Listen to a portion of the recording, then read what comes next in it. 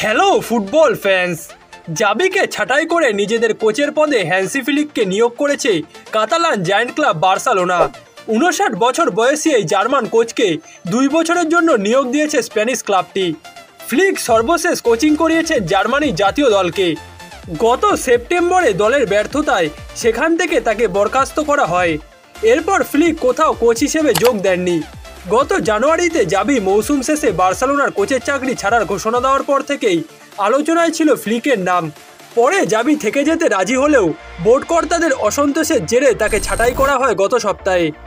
আজ বার্সেলোনা নিজেদের ওয়েবসাইটে জানিয়েছে, ক্লাব প্রেসিডেন্ট হোয়ান লাপোর্তার উপস্থিতিতে 2026 সালের জুন পর্যন্ত হ্যান্সি ফ্লিককে নিজেদের কোচের পদে নিয়োগ করেছে ক্লাবটি। 1966 সালে নিজের প্রথম কোচিং ক্যারিয়ার শুরু করেন হ্যান্সি ফ্লিক। এরপর তিনি জার্মানির বেশ কয়েকটি ক্লাবকে কোচিং করিয়েছেন। এমনকি 2014 সালে জার্মানির বিশ্বকাপ জয়ী কোচও হচ্ছেন এই হ্যান্সি ফ্লিক। সেই সময় জোয়াকিম লোর অ্যাসিস্ট্যান্ট কোচ হিসেবে তিনি 2014 বিশ্বকাপে জার্মানি দলকে নেতৃত্ব দিয়েছিলেন, যার পর 2019 সালে বায়ার্ন মিউনিখের সহকারী কোচ হিসেবে যোগ দেওয়ার 1 মাস পরই ভারপ্রাপ্ত কোচের দায়িত্ব পান তিনি, এবং তার পরবর্তী বছরই বায়ার্ন মিউনিখকে ট্রেবেলও জেতান হ্যান্সি ফ্লিক।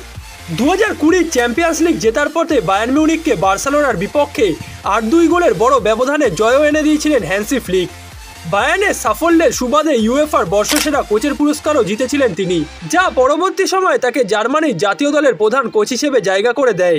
পেপ গার্দিওলার পর হ্যান্সি ফ্লিকই ফুটবল ইতিহাসের একমাত্র কোচ যিনি কিনা কোনো ক্লাবকে এক মৌসুমে 6টি শিরোপা অর্থাৎ হেক্সা জিতিয়েছেন।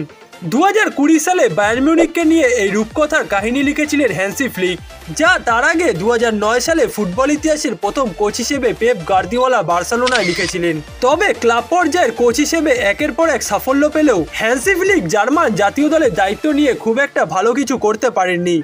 তার অধীনে 17 ম্যাচ খেলে মাত্র 4টিতে জয় পেয়েছিল জার্মানি, যার মধ্যে ছিল 2022 বিশ্বকাপের গ্রুপ পর্ব থেকে বিদায়ও, যার কারণে শেষ পর্যন্ত গত সেপ্টেম্বরে তাকে ছাঁটাই করেছে German football federation.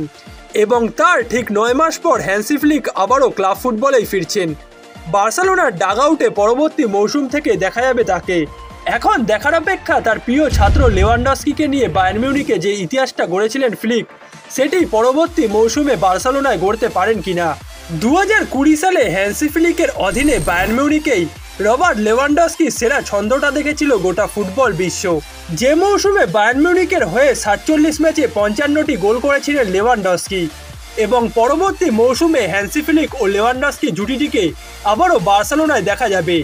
Hansi Flick মূলত হাই প্রেসিং ও দ্রুতগতির ফুটবল খেলাতেই পছন্দ করেন, যার কারণে টিকিটাকা খেলে অভ্যস্ত কাতালান ক্লাব বার্সেলোনা পরবর্তী মৌসুমে জার্মান এই কোচের নেতৃত্বে কেমন পারফর্ম করে সেটাও একটা দেখার বিষয় হবে।